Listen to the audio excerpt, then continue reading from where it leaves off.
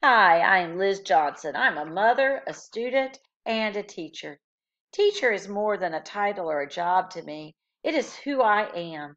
To teach is as natural as breathing to me, and this Pechakucha will help explain what I mean when I say, I teach, therefore I am, therefore I teach.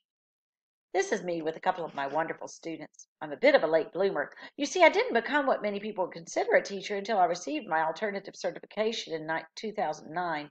By that time, I had 3 children, lived in 4 different states, and worked many different jobs, but more of that later. This is my wonderful mother. She was my first teacher.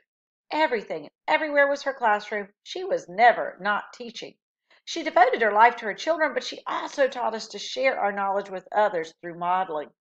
If she was cooking, teaching a ceramics class, passing on traditions, or even looking out the window, she was teaching us something. As an adult, I am a daughter, a sister, an aunt, and a mother, but within those titles is embedded who I am, and that, like my mother before me, is a teacher. It is what I do, but it is also who I am. In Cure, we are taught to remember past experiences and to allow them to play a part in the development of ourselves in the future. And in that, one cannot look to the future without viewing it progressively through the lens of our past.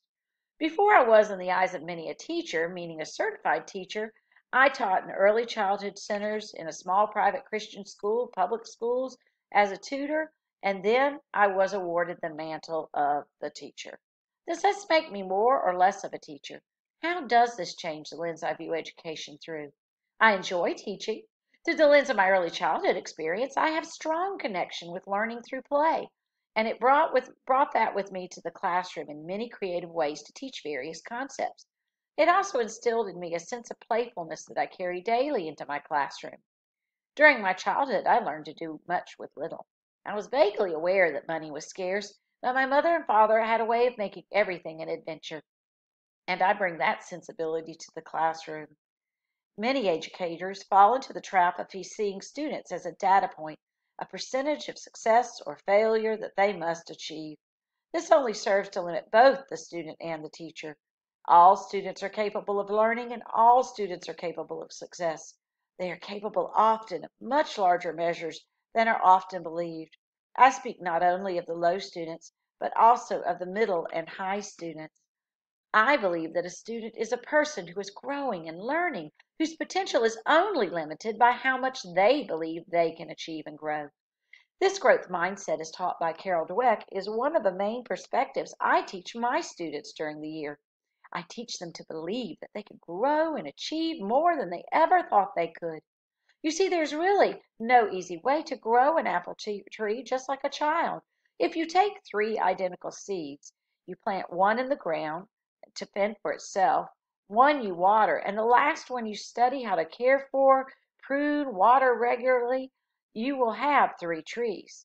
But it will be obvious which one will produce the superior fruit in both quality and quantity. Another key to my journey as an educator has been joy. I love being in the classroom. I love going on the journey of learning with my kiddos.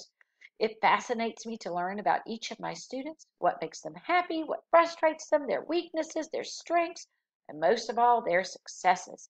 I teach them to celebrate, and I celebrate with them. Of course, being a teacher is not easy. We repeat ourselves incessantly. We teach procedure after procedure. We labor over lesson plans and teach, teach, teach, teach, and still we are asked what to do after we give instructions and asked questions for things we've repeated a million times. But Cure teaches us to look at these moments as part of the process. We have to believe that the million and first time we repeat it, the concept will stick, and the growth that we have been waiting for all year will happen. Another frustration for teachers is that all the data we have to use, data for the beginning of the year, data every time they read a book, data about the teacher's data on the student that proves that the data the teacher was using the data to support her claim, and a certain percentage of students will pass such thus test, it's crazy. Or is it? Just recently I was thinking about an hour and a half bleak testing. I could survey all the students I tested about their testing experience and create some data that could help focus our teaching for next year.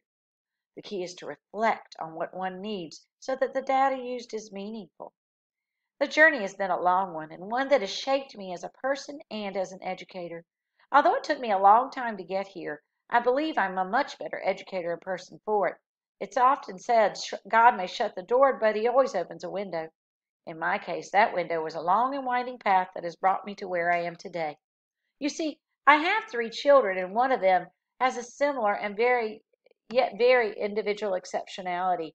All three have ADHD, and my two boys have Asperger's. I used to feel sorry for myself, and yes, I know how exceptionally selfish that sounds, but to raise not but one, but three exceptional kids that on the outside look perfectly normal and are just different enough to cause strife in the regular classroom is exhausting. But it taught me so much about empathy and understanding, and now I know why it took such a long path to get where I am today. You see, so many kids like my children fall between the cracks. They aren't sped.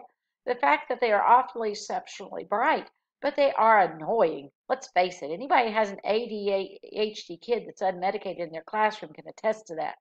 We often don't have the training or understanding to help these kids be successful. And I believe that in this technological world, they are poised to be the rock stars. They think outside the box and can multitask like nobody's business.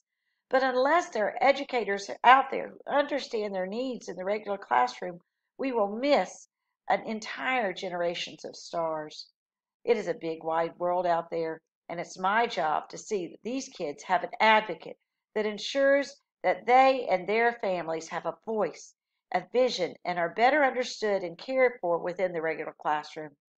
This is going to take vision on the part of educators and a true desire to see all children succeed, not just the easy ones. So, how do we institute change? It starts with me. This is my passion and my mission. It will take a lot of work, but because of the struggles I have gone through and have witnessed others going through, I'm so much more prepared than if my road had been a straight and smooth one. And it all started with the wonderful parents, and especially my mom, who taught me to be a lifelong learner and a teacher, as well as teaching me to stand up for what I believe in. In Cure, this is the synthesis stage, the stage of becoming, and that is where I am today. Here are the credits. Special thanks to all who have taught me and brought me to this place in my life. My parents, Mary Ann and Roy Smith, my sister, Debbie Joyner, my husband, Paul Johnson, and my three wonderful, amazing, and exceptional children, Trip, Sean, and Megan.